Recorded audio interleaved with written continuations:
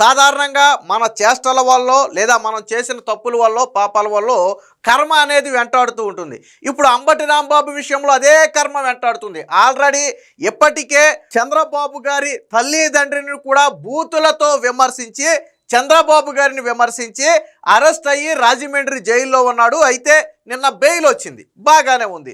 మరి బెయిల్ వచ్చినప్పుడు ఏం చేయాలి? కుదురుగా బెయిల్ తీసుకుని ఇంటికి వెళ్ళిపోవాలి. అరెస్టులు బెయిల్ రావటం అనేది ఈ చట్టపరంగా జరుగుతాయి. మనమేం దాన్ని విమర్శించట్లేదు. అరెస్ట్ అవ్వటం తప్పని నేను అంటలేదు, అలాగని విడుదల అవటం తప్పని నేను అంటలేదు. కానీ నిన్న అంబటి రాంబాబు ఏం చేశాడంటే కొద్దిగా అతి చేశాడు. సరే కర్మ అని ఎందుకన్నానండి నేను ఇందాక ఆ కర్మ వదిలిపెట్టదాన్ని ఎందుకన్నా అంటే ఈ అతి వల్లే. వాస్తవానికి బెయిల్ వచ్చినప్పుడు నువ్వు అన్నీ మూసుకుని ఇంటికి వెళ్ళిపోయి ఉంటే ఎవరికి ఏ ఇబ్బంది ఉండేది కాదు. నిన్న అంబటి రాంబాబు కొన్ని చేష్టలు చేశారు. పుష్ప సినిమాలో లాగా తగ్గేదేలే అని చెప్పి పోలీసు వాహనంలో ఉండి కొంచెం సైకిల్ చేసి రెచ్చగొట్టాడు. ఎవరిని రెచ్చగొట్టాడు? చూసేవాళ్ళని రెచ్చగొట్టాడు. సో మరి ఇది చూసేవాళ్ళకి మండదా? ఇప్పుడు ఈయన ఏమన్నా స్వతంత్ర పోరాటం చేసి జైలుకి తిరిగి వస్తున్నాడా? కాదు కదా. ఒక ముఖ్యమంత్రిని వాళ్ళ ఇంట్లో ఎప్పుడో చనిపోయిన తల్లిదండ్రిని కూడా అత్యంత అవమానకరంగా మాట్లాడినటువంటి వ్యక్తి, బూతులు మాట్లాడినటువంటి వ్యక్తి చేసింది ఏదో పని, సమాజంలో తలెత్తుకోలేని పని చేశాడు. ఎవడైనా సరే ముఖ్యమంత్రి గారు అమ్మా నాన్న బాధిట్టావయ్యా అని అంటాడు. ఎవడన్నా ఏమయ్యా ఇంత వయసు వచ్చింది, రాజకీయాల్లో సిగ్గు లేదో, నోరు ఎలా అదుపులో పెట్టుకోవాలో తెలియదు అని చెప్పి విమర్శిస్తారు. మరి అలాంటిది అంబటి రాంబాబు చేసిందే ఏదో పని కదా. మరి కాముగా విడుదలైనప్పుడు వెళ్ళిపోకుండా నిన్న పుష్ప సినిమాలో లాగా తగ్గేదేలే అంటే పోలీసులు కూడా తగ్గేదేలే అన్నారు. తిరిగి ఏం చేశారంటే పాపం ఏ జైలు నుంచి అయితే వచ్చాడో మళ్ళీ తిరిగి అదే జైలుకి పంపారు. ఎలా పంపారు అంటే అంబటి రాంబాబు మీద 2023లో ఒక కేసు నమోదైంది. ఏం కేసు అంటే అది సంక్రాంతి సమయంలో లాటరీ, మన దగ్గర లాటరీ అనేది నిషేధం, మన దగ్గర లాటరీ అనేది లేదు. కానీ అంబటి రాంబాబు వాళ్ళు అధికారంలో ఉన్న సమయంలో సంక్రాంతి సమయంలో లాటరీ నిర్వహించడమే కాకుండా ఆ లాటరీ లక్కీ డాన్ తీసిన వ్యక్తి కూడా అంబటి రాంబాబు. దీని మీద అప్పట్లోనే జనసేనకు చెందినటువంటి ఒక న్యాయవాది కోర్టులో కేసు వేశారు. కేసు వేస్తే అప్పుడు కోర్టు ఆదేశాల మేరకే అంబటి రాంబాబు మీద క్రిమినల్ కేసు నమోదు చేశారు. కాకపోతే వాళ్ళు అధికారంలో ఉన్నారు కాబట్టి దాన్ని పెద్ద లైట్ తీసుకున్నారు. అంబటి రాంబాబు మీద చర్యలు లేవు. కూటమి ప్రభుత్వం వచ్చిన తర్వాత ఈ కేసు విచారణను వేగవంతం చేసింది. అందులో భాగంగా అంబటి రాంబాబు తప్పు చేశాడు, అంబటి రాంబాబే లాటరీ నిర్వహించి, మళ్ళీ లాటరీ నిర్వహించడం అంటే ఏదో లాటరీ తీయటం కాదు. అప్పుడు ఎవరైతే వృద్ధులకు పెన్షన్ వస్తుందో ఆ పెన్షన్లో 1000 రూపాయలు కట్ చేసి అప్పట్లో 1000 రూపాయలు 1500 చేతిలో పెట్టారంట. ఎందుకని? ఒక్కొక్క టికెట్ 200 రూపాయలు చొప్పున ఒక్కొక్కరికి 5 టికెట్లు అంటగట్టారు. అప్పట్లో వాలంటీర్ల చేత బలవంతంగా అంతగట్టించారు. ఇప్పుడు లాటరీ అనేది స్వచ్ఛందంగా ఆడికి ఇష్టం ఉంటే తీసుకుంటాడు, లేకపోతే లేదు. కానీ అంబటి రాంబాబు బలవంతంగా బెదిరించో భయపెట్టో చివరికి వాళ్ళ పింఛన్ డబ్బులు ఇచ్చే డబ్బులను ఆపేసి మరి వాళ్ళ చేత బలవంతంగా లాటరీ టికెట్లు కొనిపించారు. సో ఇది ఖచ్చితంగా తప్పే. దీనికి సంబంధించినటువంటి ఆధారాలన్నీ కూడా నేను కోర్టుకు సమర్పించడంతో కోర్టు ఏం చేసిందంటే అంబటి రాంబాబు నువ్వు బయట ఉండడం కంటే జైల్లో ఉండటమే సేపు. సగం నువ్వు ఏ జైలు నుంచి, రాజమండ్రి జైలు నుంచి అయితే బయటకు వచ్చావో అదే రాజమండ్రి జైలుకి వెళ్ళిపోయ్యా అని చెప్పి 14 రోజులు రిమాండ్ విధించింది. కర్మ చూశారా? అప్పట్లో చంద్రబాబు గారిని ఏ జైల్లో అయితే పెట్టి వీళ్ళు రోజు సునకానందం పొందారో, రోజు చంద్రబాబు నాయుడు రాజమండ్రి జైల్లో ఉన్నారని చెప్పి ఖైదీ నెంబర్ అనేసి ఆనందపడ్డారు. ఇప్పుడు అదే రాజమండ్రి జైలుకి రెండోసారి మళ్ళీ అంబటి 14 రోజులు రిమాండ్కి వెళ్ళాడు. కర్మ అనేది చూసారా? నిన్ను వదిలిపెట్టినప్పుడు నువ్వు అన్నీ మూసుకుని వెళ్ళిపోకుండా నేను తగ్గేదేలే, నేను దిగేదేలే, నన్ను ఎవడు ఏం చేయలేడు అంటే ఫలితాలు ఎలాగే ఉంటాయి. సో నేను అంబటి రాంబాబు చేసినటువంటి ఆ సైగ ఏంటి, అలాగే దానికి సంబంధించిన వార్త కూడా ఒకటి వచ్చింది, ఒకసారి చూద్దాం. సో ఇది అంబటి రాంబాబుని ఆల్రెడీ కోర్టుకు తీసుకెళ్ళడం కోసం అనుకుంటా పోలీసు వాహనంలో కూర్చోబెట్టారు. సో అప్పుడు అంబటి రాంబాబు చేష్టలు చూడండి. నమస్తే పెట్టాడు, థమ్సప్ పెట్టాడు, అది తర్వాత తగ్గేది ఎలా అంట. సో చూశారు కదా, తగ్గేదేలే. ఎప్పుడైతే ఈ అంబటి రాంబాబు ఈ సైకిల్ చేశాడో ఇదే కొంచెం ఆగ్రహాన్ని తెప్పించింది. ఒకసారి చూడండి మళ్ళీ.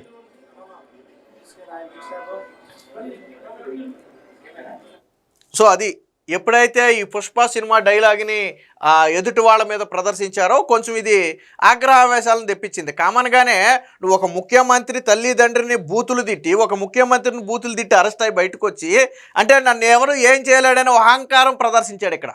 సాధారణంగా అంబటి రాంబాబు ఏమన్నాడు మొన్న, నేను చంద్రబాబు నాయుడిని తిట్టలేదు, నేను ఫ్లోలో ఎవరినో తిడితే ఆ కంటిన్యూషన్లో ఆయన్ని తిట్టాను అనుకున్నాడు, కానీ నేను ఆయన తిట్టలేదు అని అంబటి రాంబాబు చెప్పాడు కదా. మరి ఇప్పుడు అంబటి రాంబాబు ఈ సైకిల్కి అర్థం ఏంటి అంటే నన్ను ఎవడు ఏం చేయలేడు, 4 రోజులు జైల్లో పెట్టినంత మాత్రం నా బుద్ధి మారదు అనే ఒక అహంకారమే కదా. సో ఆ అహంకారం అనగటానికే మళ్ళీ 14 రోజులు జైల్లో వేశారు. సరే నువ్వు మళ్ళీ బయటకు వస్తే రావచ్చు, కాదని నేను అనట్లేదు. కాకపోతే అహంకారం ఎందుకు? మనం చేసింది ఏదో పని. అంబటి రాంబాబు చేసిన పని ఏమైనా చెప్పుకోదగిన పనా? రేపొద్దున ఎవడైనా సరే చంద్రబాబు నాయుడు బాగా తిట్టామని ఎంకరేజ్ చేస్తాడా? బుద్ధిశారం లేదేవా, ఇంత వయసు వచ్చింది, రాజకీయాల్లో ఉన్నావు, ఎవరితో ఏం మాట్లాడాలి, ఎలాంటి మాటలు మాట్లాడాలో తెలియదు అని చెప్పి తిడతారు నాలుగు. అలాంటి ఎదో పని చేసి ఈ రోజేమో పుష్ప సినిమాలో డైలాగులు ప్రదర్శించడం, నన్ను ఎవడు ఏం చేయడని. అందుకనే దీని ఫలితం ఏంటో చూడండి ఒకసారి. అంబటికి మళ్ళీ రిమాండ్. లాటరీ కేసులో ఈ నెల 26 వరకు రిమాండ్ విధించిన గుంటూరు కోర్టు. సంక్రాంతి లాటరీ పేరిట మోసగించిన కేసులో మాజీ మంత్రి వైసీపీ నాయకుడు అంబటి రాంబాబుకు ఈ నెల 26 వరకు గుంటూరులోని ప్రిన్సిపల్ అసిస్టెంట్ సెషన్స్ కోర్టు అయితే రిమాండ్ విధించింది. దీంతో ఆయనను తిరిగి రాజమండ్రి సెంట్రల్ జైలుకు తరలించారు.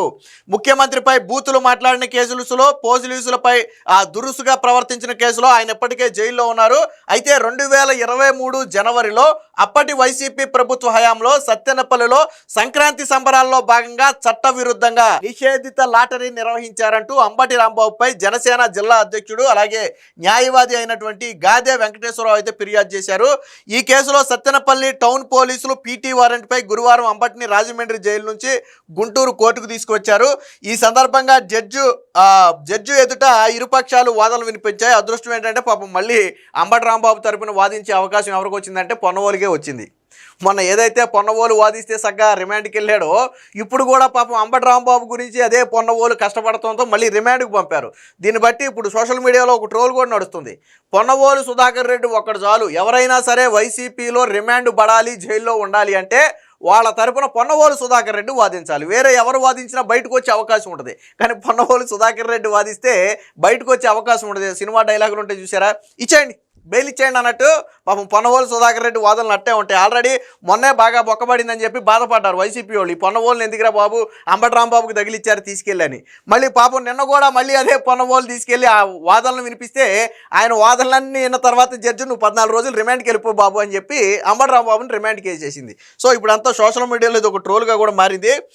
సో అంబటి తరపున మాజీ ఏజీ పొన్నవోలు సుధాకర్ రెడ్డి వాదనలు వినిపిస్తూ రాంబాబుపై రాజకీయ ప్రేరేపితమైన కుట్రలో భాగంగానే పాత కేసును ఇప్పుడు తెరపైకి తెచ్చారని, మిగిలిన కేసుల్లో బెయిల్ రావడంతో కావాలనే హడావిడిగా అదనపు సెక్షన్లు జోడించారని ఆరోపించారు. అందువల్ల పీటీ వారెంట్ను డిస్మిస్ చేయాలని వాదించారు. అయితే ప్రాసిక్యూషన్ తరపున జయలక్ష్మి, జగదీశ్లు అయితే ఆ వాదనలు వినిపించారు. 2023లో వైసీపీ హయాంలో కోర్టు ఆదేశాల మేరకే రాంబాబుపై క్రిమినల్ కేసు నమోదయ్యింది. ఈ కేసులో 2025లో 14 మంది సాక్షులను విచారించామని తెలిపారు. ఈ కేసులో ప్రధాన నిందితుడు అంబటి రాంబాబు చేసిన నేరానికి సంబంధించిన ఆధారాలన్నిటినీ కూడా కోర్టుకు సమర్పించారు. వార్డు వాలంటీర్లు, సచివాలయ సిబ్బంది బలవంతంగా పెన్షనర్లకు, ప్రజలకు లాటరీ టికెట్లు విక్రయించిన వీడియోలను జడ్జికి అందించారు. అంతేకాక అంబటే స్వయంగా లక్కీ డిప్ తీసిన వీడియోను కూడా పెన్ డ్రైవ్లో పెట్టి అందజేశారు. సో వాటిని పరిశీలించినటువంటి జడ్జి ఏం చేశారంటే ఈ నెల 26 వరకు కూడా ఆ రిమాండ్ అయితే విధించడం జరిగింది. కాగా అంబటి రాంబాబుని ఒక 5 రోజులు మా కస్టడీకి ఇవ్వాలి, సో దీని వెనక ఏదైనా కుట్రకోణం ఉందా అనేది వెలికి తీయాలనేది ఆ పోలీసుల వాదన. సో 5 రోజులు కస్టడీకి ఇవ్వాలని వాళ్ళు కోర్టులో పిటిషన్ కూడా వేయడం జరిగింది. వాస్తవానికి ఏంటంటే అంబటి రాంబాబు అప్పట్లో 5 కోట్ల రూపాయల స్కామ్కి పాల్పడ్డాడు అనేది ప్రధానమైన వాదన. బలవంతంగా వేలాది మందికి ఈ లాటరీ టికెట్లను అంటగట్టి దాదాపుగా 5 కోట్ల రూపాయల వరకు అంబటి రాంబాబు సొమ్ము చేసుకున్నాడు. సో ఇందులో భారీ ఆర్థిక నేరం అనేది ఉంది అనేది ఎవరైతే ఈ కేసు నమోదు చేశారో ఆ వ్యక్తి గాది వెంకటేశ్వరరావు చెబుతున్నటువంటి మాట. సో దానికి సంబంధించి కూడా వాదనలు వినిపించారు.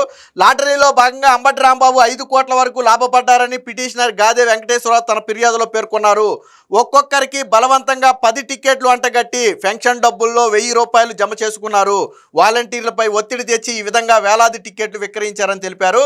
ఈ నేపథ్యంలోనే కేసును మరింత లోతుగా దర్యాప్తు జరపాల్సిన అవసరం ఉందని పోలీసులు తమ కస్టడీ పిటిషన్లో కూడా పేర్కొన్నారు. ఆర్థిక నేరం జరిగిన నేపథ్యంలో అంబటి రాంబాబును మరింత లోతుగా విచారించాల్సిన అవసరం ఉందని చెప్పి ఆయన్ను కస్టడీకి ఇవ్వాలని చెప్పి అయ్యారు. అయితే అంబటి అతి ఇందాక మనం చూసాం కదా, తగ్గేదేలే అన్నట్లుగా చేతులు తిప్పిన వైనం. ముఖ్యమంత్రిని బూతులు తిట్టిన కేసులో అంబటి రాంబాబు నిందితుడు. పోలీసు అధికారులను దుర్భాషలాడిన వ్యవహారంలో విచారణ ఎదుర్కొంటున్నారు. ప్రస్తుతం ఇచ్చే పింఛన్లను కూడా వదిలిపెట్టకుండా లాటరీ పేరట వృద్ధులు వితంతువులు చీటింగ్ చేసిన కేసులో ముద్దాయి అయినా పశ్చాత్తాపం లేదు.